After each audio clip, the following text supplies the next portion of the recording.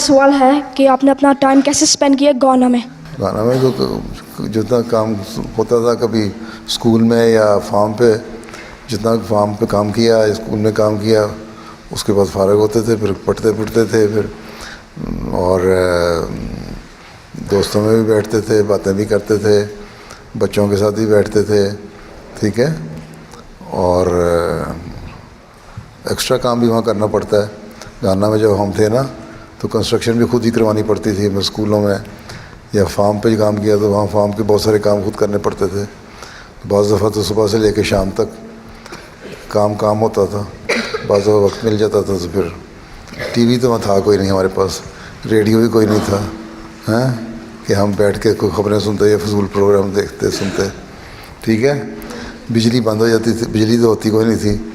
kerosene lamp ہوتا تھا، تو اس میں ہم نے کیا کرنا تھا، رات جلدی ہو جاتی تھی، سو جاتے تھے،